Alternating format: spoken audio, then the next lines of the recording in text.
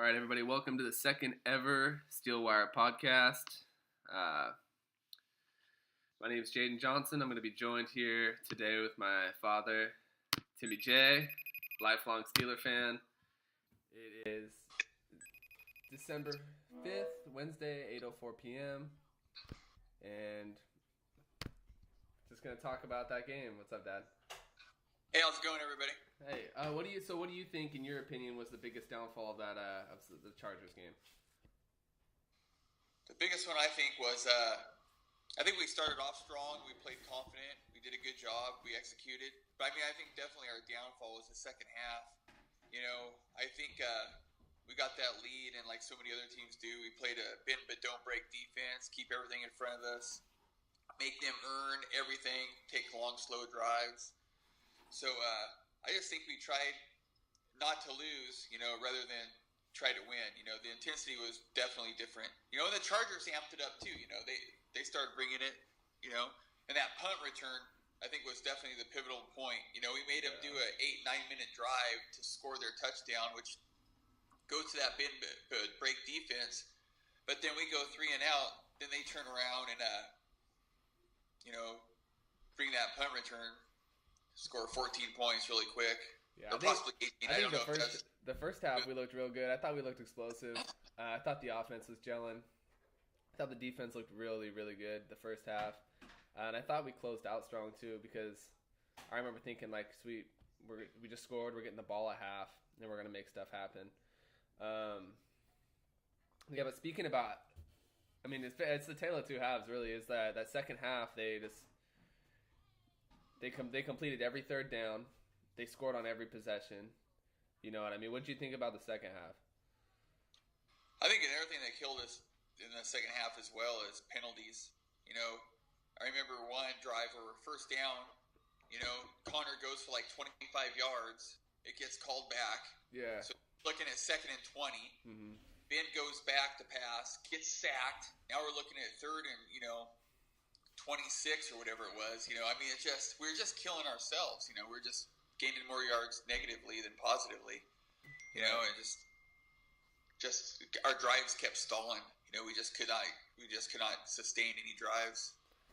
So, what do you think going forward has to change for Pittsburgh to find success in the following games for the rest of the season, or furthermore going into the postseason? Well, I think something that's plagued us for a long time, and maybe it starts from the head coach on down, but we always play to our competition. We just don't have that killer instinct to just, put teams away. We haven't done it a couple times. I know we have the ability to do it, but you can't let these teams stick around. You got to put them away. You got to end it. Mm-hmm. So I think we need to, just like they always say, football 60 minutes. We have to play for 60 minutes. Yeah, I feel like that bend but don't break defense you're talking about too, Pittsburgh's resorted to a few times, and it just seems like it never really, I don't know. It's just, I'd rather watch our team is like an offensive powerhouse, and it just sucks not to watch, that's what they need to continue to keep their foot on the gas, And it's like, I was reading a thing earlier that's like, but Pittsburgh could be like one of the most scariest teams in the NFL. You never know what you're going to get, on any given night. Yeah. So it's unfortunate. I think going forward is the thing I think needs adjustment is our secondary needs adjustment. Our secondary is just real, in my opinion, is trash. We have 4 interceptions on the season coming out of the secondary. And with that being said, it's like, it just shows, it's just like when Sean Davis and Hayden are colliding in the end zone, the ball pops up, and Keenan Allen's there to pick it up, pick up 6 for the team, and it's just like things like that where it's like, man, it's a struggle to watch. Yeah, we make a lot of mistakes in the secondary, and our awareness as a secondary is just not there. Just like you said, us colliding. One guy's got to cut underneath, one guy's got to have the backside.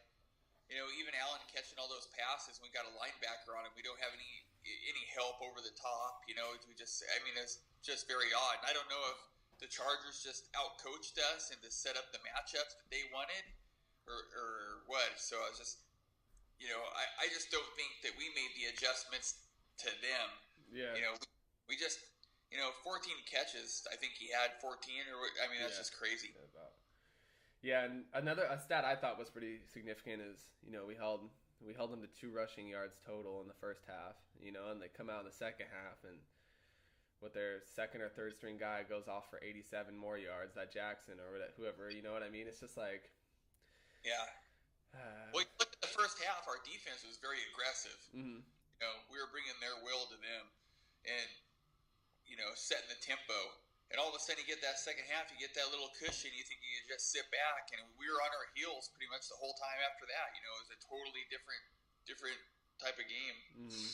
We need to stay in attack mode. I mean, that's the only way we're going to be able to protect our secondary is to be able to attack hard all the time. Blitz as much as we can, when we can. We're just not we've always done a mostly zone, but we're just not a very good cover team. We just can't hold coverage very long. Yeah. Are you worried at all about losing the division, considering, 2 weeks ago, 2.5 game lead in front of the Ravens? Today we're only a half game ahead of them. They do still have to play Kansas City and the Chargers on the road, but we also have to go to New Orleans and we play the Patriots at home. You know what I mean? So does that stress you out at all? And also the Oakland game isn't a game just to look over. You know what I mean? No, I mean, we tied Cleveland at the beginning of the year. Yeah. And Cleveland's up, they're kind of up and coming, and they're a better team, obviously. But like I said, we played our competition. If we go down, and we haven't won there since, I believe, 96. So we just do not play well when we travel to the West Coast. I mean, I think our West Coast record traveling is probably very weak. I think we're also in this mood of, breaking records, I guess, because I saw we were, 220-0 when leading by 16 at halftime. At home or whatever, and then we lose. You know what I mean? It's just like now it's like one of the first losses at home when leading by at least 16 at halftime. Yeah, we just got too comfortable and thought we could just show up the second half. And Rivers is a good quarterback. I mean, and they took what we gave them. Mm-hmm. But that punt return, I think, definitely was the pivotal point. We were not expecting that. I think all would have went to plan. We had a big enough lead until that punt return, and all of a sudden it changed. I felt the same way. All of a sudden we weren't in the right mindset. All of a sudden it's like, it's closer than what we'd expect in the second half.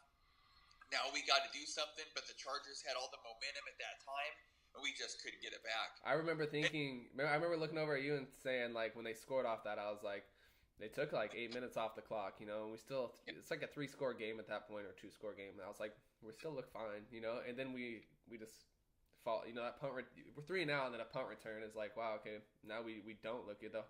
The whole time I felt like, to be honest with you, after that punt return, I feel like the rest of the game, you just, knew the Chargers were going to win. They weren't even ahead for most of the time, and you just knew, the Chargers are going to win this game.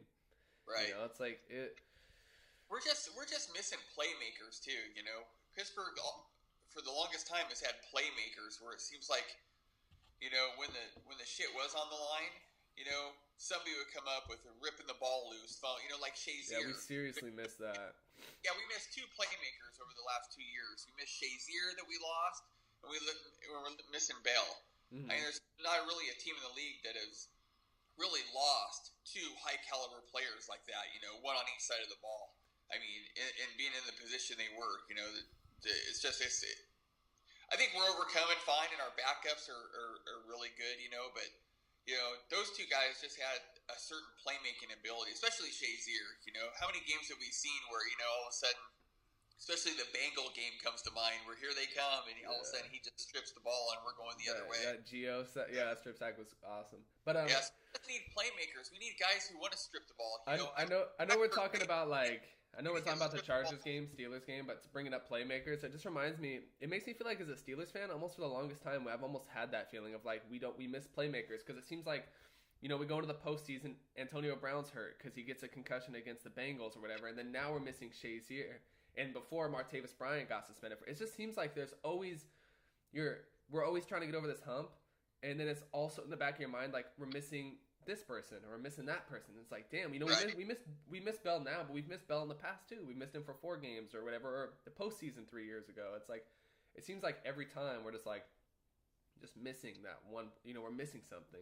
Yeah, I just think if we continue and play aggressive, limit our mental mistakes,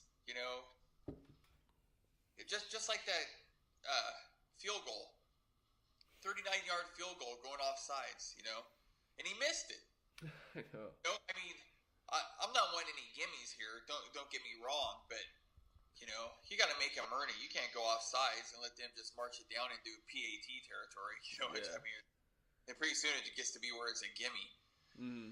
So we just can't have mental mistakes. We just cannot give them it.